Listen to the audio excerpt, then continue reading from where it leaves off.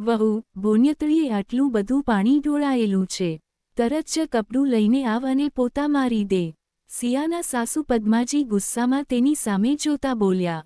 સિયા ધીરેથી બોલી, માજી, થોડી વારમાં કામવાળી બાઈ આવી જશે, તે પોતા મારી દેશે. તમે કેમ હેરાન થાઓ છો?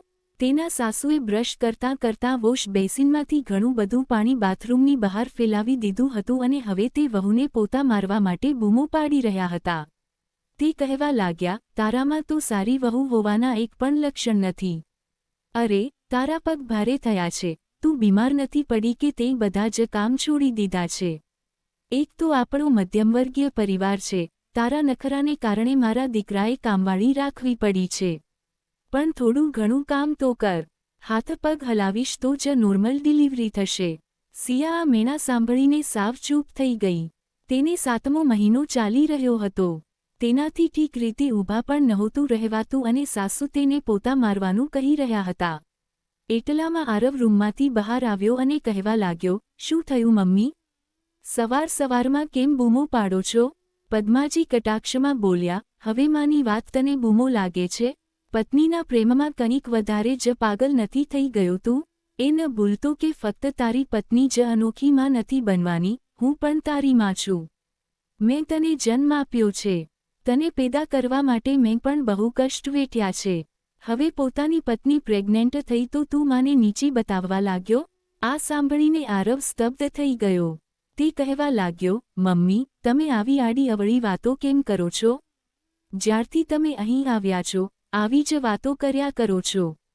મેં તમને અહીં મારી પત્નીનું ધ્યાન રાખવા માટે બોલાવ્યા હતા, તેને કોસવા માટે નહીં.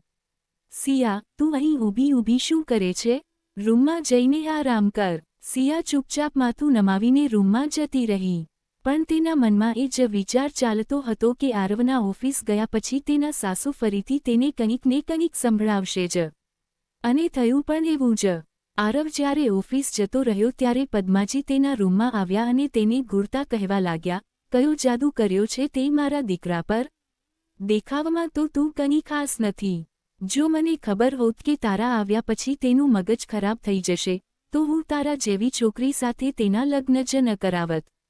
સિયાએ દર્દભર્યા અવાજે કહ્યું, માજી, તેમના લગ્ન કોઈની પણ સાથે થયા હોત, કદાચ તમે આવું જ કરત કારણ કે તમારો સ્વભાવ જ એવો છે.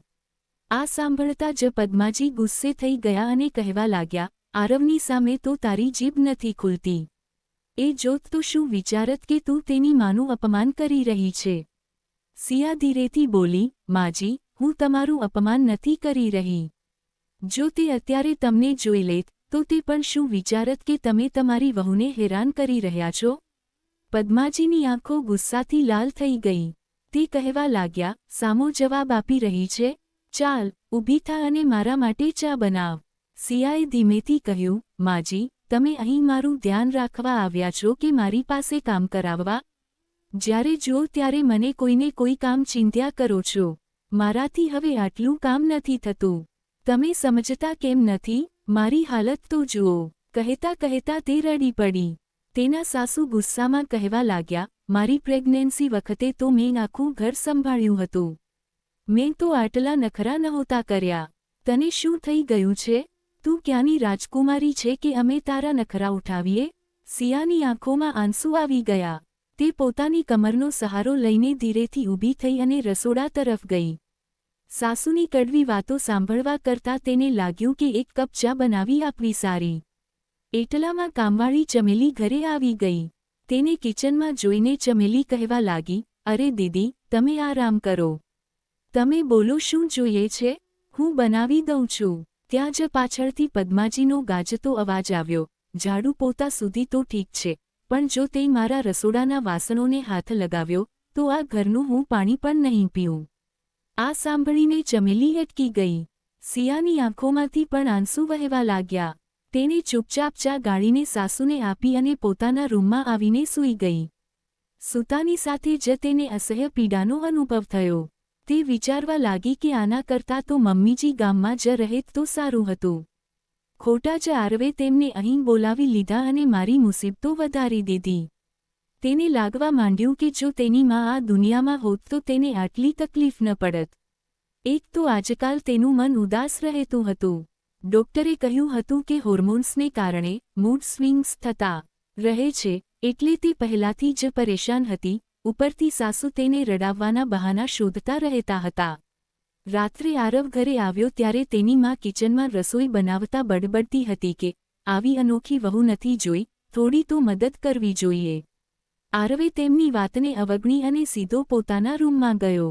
ત્યાં જઈને જોયું તો તેની પત્ની ઉદાસ થઈને પથારીમાં પડી હતી. તેના પગમાં ઘણી સોજો દેખાતો હતો. આરવ ચિંતિત થઈ ગયો. તે કહેવા લાગ્યો, લાવ, હું તારા પગમાં તેલની માલિશ કરી દઉં. આટલું કહીને તેણે સિયાના પગ પોતાના ખોળામાં રાખી હળવા હાથે માલિશ કરવાનું શરૂ જ કર્યું હતું. ત્યાં જ સિયાના સાસુએ આવીને ગુસ્સામાં બૂમ પાડી, આરવ, આ તું શું કરે છે? આવી રીતે પત્નીના પગ અડતા તને શરમ નથી આવતી? અને વહુ, તે તારા પતિને પગ કેમ અડવા દીધા? આવું કરીને તે બહુ મોટું પાપ કર્યું છે. અરે, પત્ની તો પતિની સેવિકા હોય છે. આ રીતે પતિને પોતાનો ગુલામ બનાવીને રાખનારી સ્ત્રીઓ સારી નથી હોતી. આ સાંભળતા જ સિયાની આંખોમાંથી ફરી આંસુ વહેવા લાગ્યા કે હવે બસ આ જ સાંભળવાનું બાકી રહી ગયું હતું. ત્યારે જ આરવ વચ્ચે બોલી ઉઠ્યો, માં, આ મારી પત્ની છે, કોઈ સેવિકા નથી. અને જ્યારે મારા પગમાં દુખાવો થાય છે ત્યારે આ પણ મારા પગ દબાવે છે. આજે એના પગમાં આટલી સોજો છે, તો હું એના પગ કેમ ના અડી શકું? પગ અડવાથી શું મારું સન્માન ઓછું થઈ જશે? આ તારી ફરમાઈશ પૂરી કરવા માટે આટલી પીડા સહન કરી રહી છે. તને જ દાદી બનવાની ઉતાવળ હતી ને? અને હવે જ્યારે આવા સમયે એને દેખભાળની જરૂર છે, ત્યારે તું દિવસ રાત એને ટોણા મારતી રહે છે. કદાચ મેં તને અહીં બોલાવીને જ ભૂલ કરી. તું અહીં ના આવી હોત તો તે વધુ શાંતિથી રહી શકી હોત. તું પ્લીઝ અહીંથી જતી રહે, હું તારી ટિકિટ કરાવી દઉં છું. અને જ્યાં સુધી તું અહીં છે, ત્યાં સુધી પ્લીઝ મારી પત્ની સાથે કોઈ ખરાબ વર્તન ના કરીશ અને એનાથી દૂર રહેજે. આટલું કહેતા આરવે હાથ જોડી દીધા, તો તેની માતા ગુસ્સે થઈને કહેવા લાગી, પોતાની પત્ની માટે તું માને તરછોડી રહ્યો છે, તું ક્યારેય સુખી નહીં થાય.